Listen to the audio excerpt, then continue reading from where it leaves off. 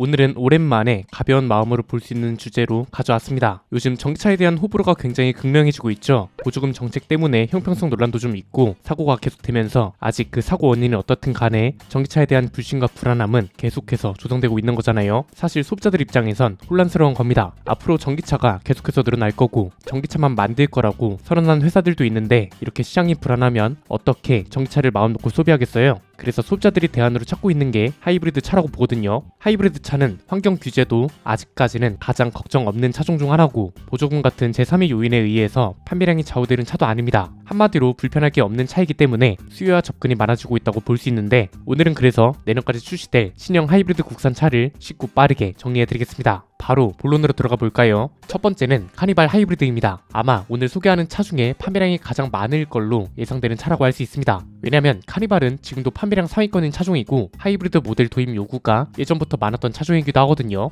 여기에 페이스리프트 되면서 도입된다는 것도 크죠. 페이스리프트로 인한 디자인 변화도 기대가 굉장히 큰 상황인데 소렌토랑 비슷한 앞모습에 셀토스와 비슷한 뒷모습이 예상되고 논란이 많았던 방향 지시등의 위치가 드디어 정상적으로 돌아온다는 것도 포인트입니다. 소렌토 디자인이 상대적으로 호불호도 적어서 카니발도 딱히 디자인 관련해서 문제될 건 없을 것 같습니다. 하이브리드 파워트레인에 대한 기대도 큽니다. 그간 나왔던 정보랑 살짝 다른 건 원래는 카니발부터 2.5 가솔린 엔진을 기반으로 한 하이브리드 파워트레인이 들어갈 거란 정보가 있었잖아요. 그런데 지금은 또 다른 얘기가 나오고 있더라고요. 카니발까지는 1.6 가솔린 터보 엔진 기반의 하이브리드 엔진이 적용되고 팰리세이드 하이브리드부터 2.5 가솔린 엔진을 기반으로 한 하이브리드 시스템이 도입될 거란 겁니다. 이건 뭐 확정된 건 아니지만 여러가지 루트를 통해 확인해 보니 현재는 이렇게 이야기가 나오고 있다고 합니다. 그러면 이게 약간 변수가 될 수 있죠. 카니발은 큰 차잖아요. 소렌토급까지는 어떻게 1.6 가솔린 엔진으로 커버가 가능할 수 있는데 카니발까지 이 정도 배기량으로 괜찮을지는 잘 모르겠습니다. 만약 2.5가 아닌 1.6 배기량으로 나온다면 필히 시승을 해봐야 할 것 같습니다. 두 번째는 팰리세이드 하이브리드입니다. 얘는 카니발보다 판매량이 현재 덜 나오고 있지만 카니발과 마찬가지로 하이브리드 파워트레인 도입 요구가 많았던 차종 중 하나입니다. 아마 최근에 출시된 토요타 하이랜더나 혼다 파일럿한테 타격을 줄 것 같은데 팰리세이드도 대형 SUV잖아요. 지금은 2.2 디젤 모델하고 고배기량 3.8 가솔린 모델만 있어서 선택지가 참 애매합니다. 디젤을 타자니 시대를 역행하는 것 같고 가솔린 모델을 타자니 부담스럽잖아요. 그래서 아마 하이브리드 모델이 도입되면 굉장히 부담 없는 선택지가 생기는 거라서 판매량 반응에도 큰 영향을 줄 걸로 보입니다. 앞에서 언급한 것처럼 팰리세이드부터 2.5 가솔린 하이브리드가 장착될 가능성이 많다고 하니 이것 또한 기대 포인트라 볼 수 있겠죠. 세 번째는 르노코리아입니다. 아직 차명은 확정되지 않은 오로라1이 내년에 출시될 예정입니다. 빠르면 상반기, 늦어도 하반기 중에는 출시될 거라고 하는데 르노코리아를 전체적으로 본다면 1년에 신차가 한 번밖에 없기 때문에 판매량과 신차 효과가 걱정되긴 하지만 차 자체만 본다면 기대 포인트가 많습니다. 볼보와 플랫폼을 공유하고 우리나라에서 생산하기 때문에 저렴한 가격을 기대해 볼 수 있고 무엇보다 소렌토급의 중형 하이브리드 SUV로 나온다는 점이 가장 중요한 것 같습니다. 지금 소렌토급 라인업에서도 하이브리드 SUV 선택지가 많지 않죠. 소렌토 아니면 산타페인데 오로라1은 여기에 쿠페형 SUV로 나온다면서요. 이렇게 되면 차급은 소렌토지만 소렌토나 산타페랑 다르게 쿠페형 SUV라는 점은 또 비어있는 시장을 공략하게 되는 거라서 이 차 자체만으로는 기대가 꽤 큰 상황입니다. 디자인도 궁금한데 최근에 르노그룹에서 공개한 오스트랄이나 라팔 같은 차들을 보면 외관이나 실내 디자인이 상당히 잘 나왔습니다. 기존 르노의 단점을 거의 모두 해소했다고 볼 수 있을 정도인데 이게 아무래도 신형 패밀리 룩이다 보니 오로라1도 비슷한 방향의 디자인을 적용받을 겁니다. 네 번째는 토레스 쿠페 하이브리드입니다. 아직 토레스 쿠페라는 이름은 확정된 게 아니라고 말씀드렸죠. 개인적으로는 토레스라는 이름에 너무 집중되는 경향이 있어서 아예 다른 모델명을 고려해 보는 게 좋을 것 같다고 제안한 차이기도 한데 곽재선 회장이 직접 기자회견에서 밝힌 신차죠. 판매량이 가장 많을 걸로 전망되는 건 카니발 하이브리드고 가장 기대되는 건 토레스 쿠페라고 볼 수 있습니다. 우선 지금은 토레스 쿠페라고 불리지만 현행 토레스나 토레스 전기차와는 완전히 다른 디자인을 적용받는 걸로 확인됐습니다.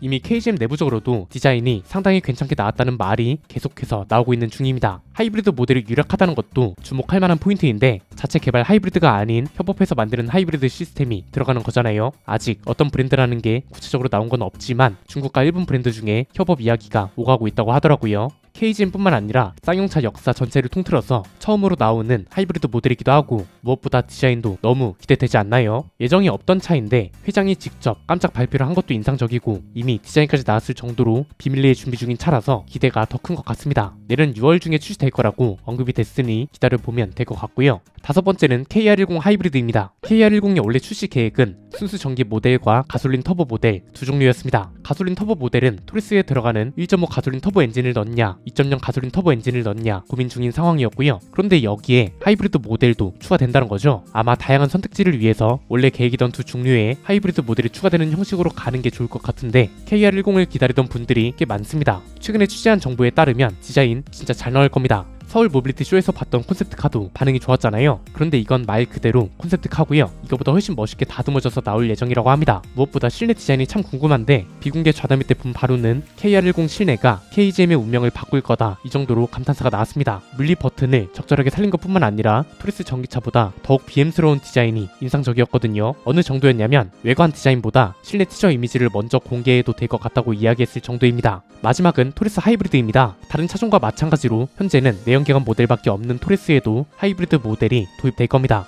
시기는 구체적으로 나와봐야 알겠지만 지금 나오는 얘기로는 내년이 유력하다고 합니다. 페이스리프트는 아니고 연식 변경되면서 나올 가능성이 큰데요. 얘는 좀 지켜봐야 할 것 같긴 합니다. 왜냐면 토레스가 중형 SUV로 분류되고 있는 차잖아요. 길이가 4700mm로 꽤 큰 차인데 과연 소렌토급 SUV만큼 하이브리드 모델이 절실하냐 이건 좀 지켜봐야 한다는 거죠. 어쨌든 하이브리드 모델 도입은 이미 예정되어 있고 토레스 라인업을 시작으로 KR10에 F100까지 모든 모델 라인업에 하이브리드 모델이 도입될 예정입니다. 모든 국산차 회사가 하이브리드 모델도 적극적으로 출시할 예정이라 전기차 시장 판도가 어떻게 될지도 주목된다고 볼 수 있겠네요. 오늘 내용은 여기까지입니다. 내용이 유익하셨다면 구독과 좋아요 알림 설정 부탁드립니다. 지금까지 저는 안피디였습니다. 감사합니다.